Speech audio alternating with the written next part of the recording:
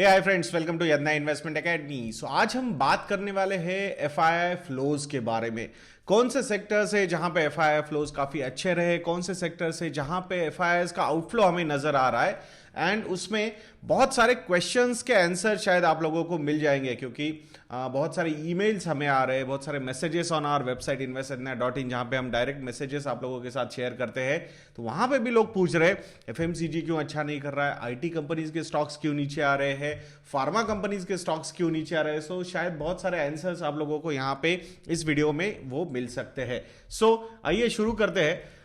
FII inflows अगर हम देखते हैं नवंबर एंड दिसंबर, ये जो मंथ है, more than 8,000 crore rupees of FII inflows were there in Indian markets. Majorly जो फ्लोज हमने देखे थे compare to other emerging markets हो या फिर अदर वर्ल्ड मार्केट्स हो, डेवलप मार्केट्स ऑल्सो, सो वह इंडिया में परसेंटेज टर्म्स में काफी अच्छे नजर आ रहे थे अगर हम हिस्टोरिकल डेटा देखते हैं। तो उसके पीछे के रीजंस क्या है ये भी हम समझेंगे। वैसे देखा जाएगा तो जैन एंड फेब, ये जो दो मंथ है, उसमें कंपेयर टू नवंबर एंड दिसंबर के जो फ्लोज थे वो थोड़े से कम आए। मतलब around 2667 crore rupees of net FII inflows were there in Jan 2021 and 3546 crore rupees of FII inflows were there in Feb 2021। अब यहां पे कुछ रीजंस जो है, मतलब जो नवंबर एंड दिसंबर में फ्लोज आए थे, that was majorly because of the expectation on MSCI का जो इंडेक्स में वेटेजेस चेंज होने वाले थे इंडिया के। सो वो 0.5% का वेटेज की वजह से एक अच्छा खासा flow, passive flow, active flow जो होता है वो इंडिया में आता हुआ नजर आया था, and that was one of the reasons why Indian markets were performing so well. Then जो दिसंबर 2020 का जो क्वार्टर एंड हुआ, उसके जो अर्निंग्स आ रहे वो भी काफी अच्छा रहे। Obviously in November and December month itself the expectations were getting built a lot. ये जो इंस्टीट्यूशनल इन्वेस्टर्स है, नॉट नेसेसरीली कि वो सिर्फ रिजल्ट्स ट्रैक करते, बट ओवरऑल बिजनेस एनवायरनमेंट भी कैसा नजर आ रहा है, कैसे सेल्स रिपोर्ट हो रहे हैं मंथ ऑन मंथ, ये सारी चीजें भी है इंस्टीट्यूशनल इन्वेस्टर्स काफी अच्छी तरीके से ट्रैक करते हैं, and that's why they were quite positive about the companies where they have invested. Then development in vaccination drive, तो आपने देखा है ऑल ओवर वर्ल्ड जैसे कि अप्रूवल्स मिलते गए, एंड नाउ इवन इंडिया जैसी कंट्री में भी मोर देन इन्फेक्शंस, जितने इन्फेक्शंस उससे ज्यादा तो अभी वैक्सीनेशंस हो गए। सो इन अ शॉर्ट टाइम स्पैन ये एक अच्छा डेवलपमेंट इंडिया में होता हुआ नजर आ रहा है। So that is also one of the reasons, and there is a strong growth estimate FY22 के लिए कॉर्पोरेट इंडिया ने यहाँ पे दिया है। इवन जीडीपी के नंबर्स वगैरह भी हम देखते हैं, तो वो भी सारी चीजें काफी पॉजिटिव टेरिटरी की तरफ जाती हुई नजर आ रही है। तो ये सारे रीजंस थे व्हाई ये एक दो मंथ्स में काफी अच्छे फ्लोज हमने even this calendar year Jain and Feb में हमने ये नंबर्स देखे। नवंबर दिसंबर 2020 के नंबर्स तो काफी अच्छे थे। अगर हम अभी स्पेसिफिकली सेक्टर वाइज बात करेंगे तो कौन सा सेक्टर है, क्या लगता है आपको, कौन सा सबसे बेस्ट सेक्टर रहा है एफआईआई इनफ्लोज के लिए? तो वो है banking and financial services sector. तो जो टोटल फ्लो आया है अराउंड 3.546 बिलियन डॉलर्स का फ्लो जो आया है एफवाई ये कैलेंडर ईयर में। सो उसमें से अराउंड 1.96 बिलियन डॉलर्स, कितना, 1.96 बिलियन डॉलर का जो फ्लो आया है वो banking and financial services sector में आया। सो परसेंटेज टर्म्स में हम बात करते हैं तो 55.4% of the flows out of 3.546 billion dollars has come into banking and financial services sector. वो क्यों आया इसके बारे में बात करेंगे। देन नंबर 2 पोजीशन पे है 613 मिलियन डॉलर्स, वो है oil and gas sectors. Retailing 253 million dollars, insurance 244 million dollars, telecom 243 million dollars, metals and mining 207 million dollars, cement 185 million dollars, power 129 million dollars, general industries 110 million dollars and healthcare 87 million dollars। तो ये sector wise FII का flow था जो हमने यहां पे आता हुआ देखा है। नाउ जो की ड्राइवर्स है, जो बीएफएसआई सेक्टर यानी कि banking and financial services sector में जो एक बहुत ही जबरदस्त फ्लो हमने देखा है रिसेंटली, उसके पीछे के रीजंस क्या है? So first improving business environment led better than expected economic recovery. अब यहां पे बहुत सारे डिबेट्स हो रहे कि ये whether it is a V shaped recovery और अ के शेप्ड रिकवरी, मतलब कुछ सेक्टर्स काफी अच्छे कर रहे हैं बट कुछ सेक्टर्स अभी भी नीचे जा रहे हैं, so that is called as K shaped recovery. But a lot of people want to believe it as a V-shaped recovery because overall if there is a growth in economy, so there should not be any problem. Some sectors will always keep on performing on the downside, maybe because of the dynamics which get changed, तो वो भी एक reason हो सकता है। सो यहाँ पे वो एक डिबेट है, बट परसेप्शन जो था इंस्टीट्यूशनल इन्वेस्टर्स का वो काफी पॉजिटिव था, and that's why we are seeing a V shaped kind of recovery.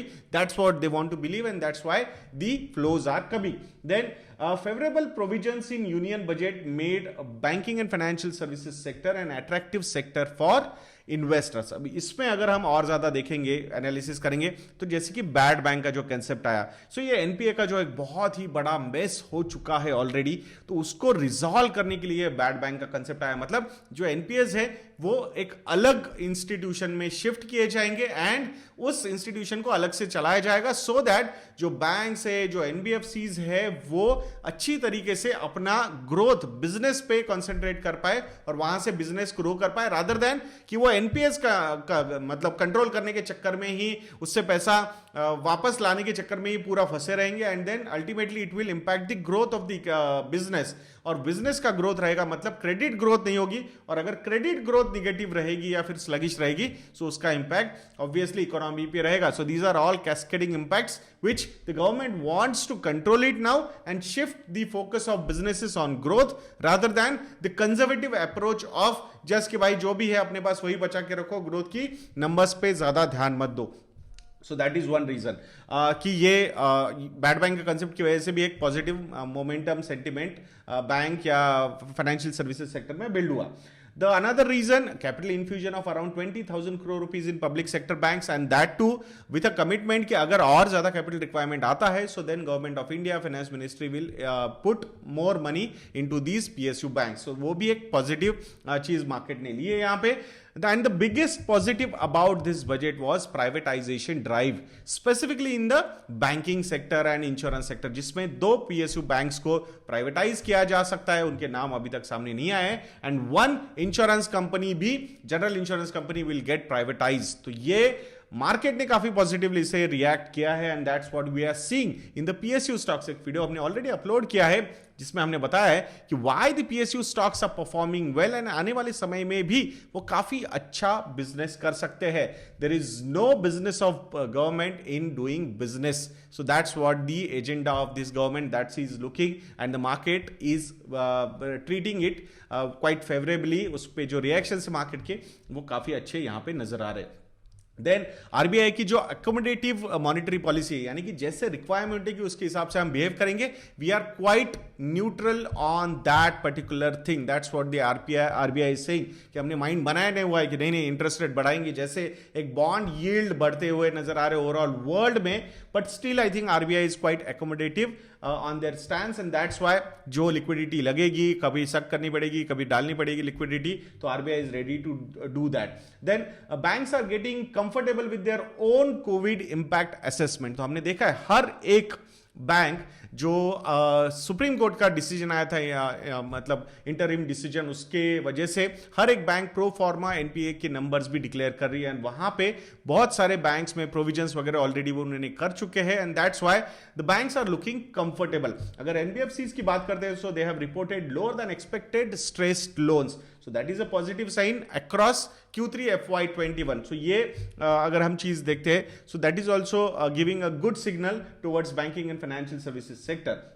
Larger banks अगर हम देखते हैं compared to smaller banks are doing well if we look at their high capital adequacy ratios also, so they are very well prepared, and that's why I feel like the organic growth, there are going to be a lot of inorganic growth opportunities also for large banks. अब वो PSU banks को acquire करते हैं या दूसरे small banks को acquire करते हैं, I think the time will tell us how the things will go ahead. So ये कुछ reasons थे why the bank sector, NBFC sector was doing well. अगर monthly performance हम निफ्टी बैंक का देखते हैं फेब में सिर्फ। सो 14% के रिटर्न्स फरवरी में निफ्टी बैंक ने दिए हैं। उसमें टॉप गेनर जो था वो state bank of India with 38% returns, IDFC first bank with 34% returns, IndusInd bank 26% returns and bank of Baroda 25% returns. यहाँ पे भले आपको एचडीएफसी बैंक, कोटक बैंक ये नाम नहीं दिख रहे, बट जो बीटन डाउन बैंक्स थे वहां पे जो रिबाउंड हुआ है वो काफी ज्यादा स्ट्रांग हुआ है।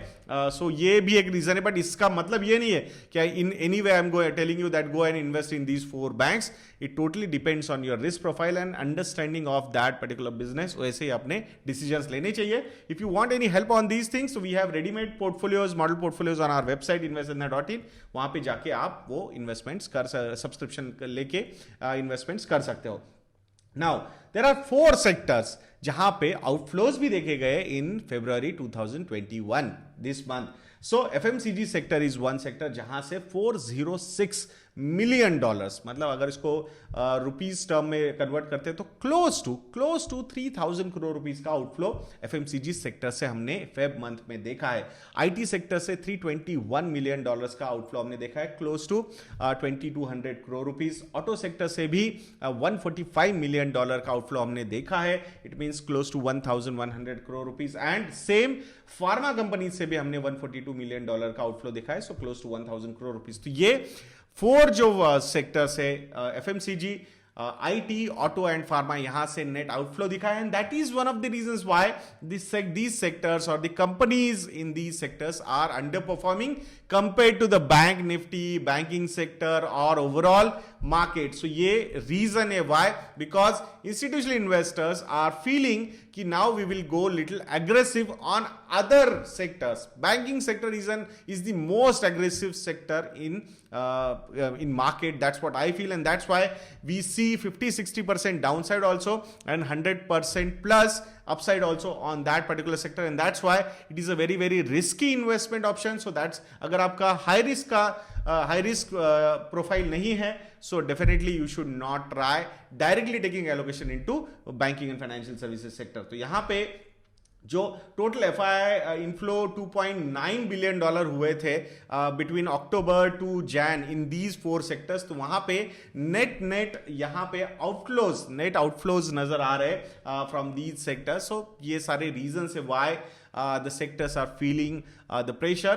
Defensive sectors है, market wants to be aggressive, that's why defensive sectors में थोड़ा सा outflow नजर आता ही है। So मैं आशा करता हूँ दोस्तों कि ये वीडियो आपको अच्छा लगा होगा। If you people feel that we are doing a good job, तो investindia.in को विजिट करना मत भूलिएगा। एंड थैंक यू, ये प्रोमो कोड यूज करके you will get discount of flat 33% on our research products like model portfolios। तो जरूर investindia.in को विजिट कीजिएगा दोस्तों। सो वीडियो को लाइक करना, वीडियो को शेयर करना और चैनल को सब्सक्राइब करना मत भूलना। और ऐसे वीडियोस के लिए चैनल पे बने रहिए। नेक्स्ट वीडियो तक के लिए मुझे आज्ञा दीजिए। जय हिंद।